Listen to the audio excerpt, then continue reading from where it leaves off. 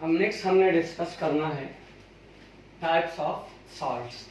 तो तीन तरह के सॉल्ट्स होते हैं। नंबर 1 नॉर्मल और neutral salt. Salt form due to complete replacement of hydrogen ion from acid and hydroxide ion from base.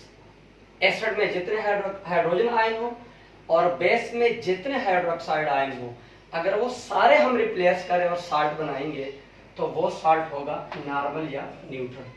और अब देख ले HCl ये एसिड है, ये बेस है, ये साल्ट है। इस साल्ट के अंदर ना आपको H नजर आ रहा है, OH। तो कौन सी साल्ट है, नॉर्मल या न्यूट्रल? बेसिक साल्ट नाम से पता चल रहा है। बेस की निशानी क्या है, हाइड्रोक्साइड है। Salt form due to partial replacement of hydroxide ion from a base. यानी बेस में जितने हाइड्रोक्साइड आयन है वो सारे रिप्लेस ना हो, कम से कम एक साल्ट के अंदर हो, कम से कम एक साल्ट के अंदर हो। ये बेस है और इसके अंदर दो हाइड्रोक्साइड आयन है और ये एसिड है, ये साल्ट बना रहे हैं। अब इस साल्ट के अंदर आप देखें अभी भी आपको एक हाइड्रोक्साइड आयन नजर आ रहा है, तो इसका मतलब क्या है, ये बेसिक साल्ट है। ये बेस की तरह ये बिहेव करेगा क्योंकि इसमें OH आयन है।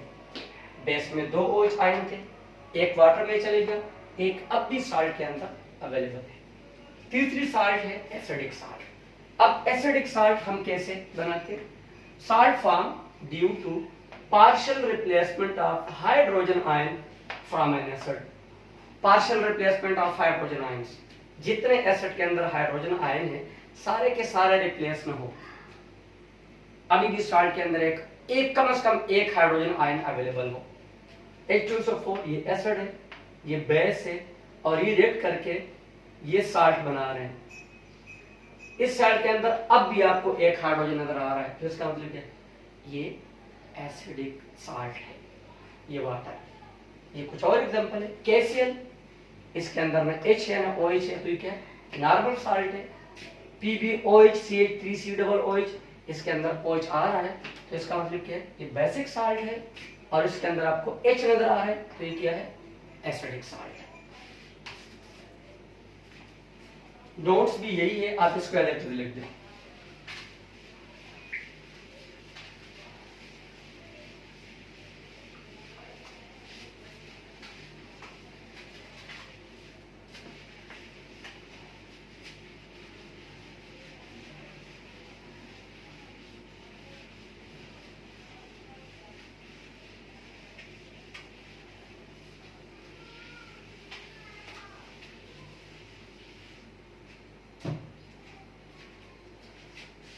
अब नेक्स्ट हमने न्यूट्रलाइजेशन को थोड़ा सा और डिटेल से पढ़ना है।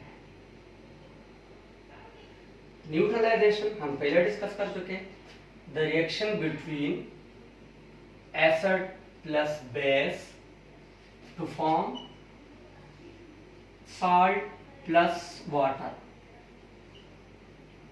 This reaction is called neutralization. अब इसमें दो क्वेश्चन आते हैं। एक इसका आता है वर्ड इक्वेशन।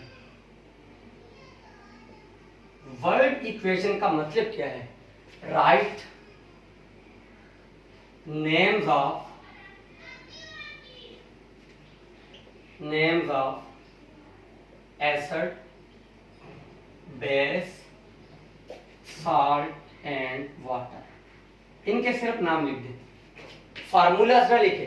फॉर एग्जांपल मैं लिखता हूं हाइड्रोक्लोरिक एसिड,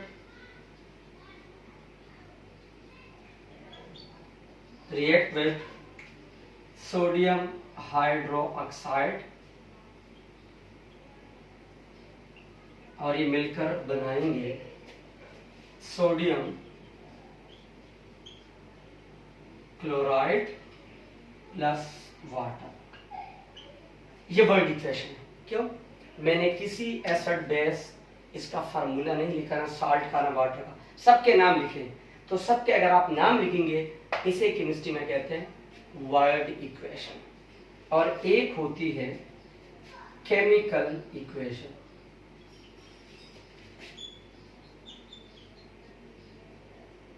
केमिकल इक्वेशंस का मतलब क्या है? राइट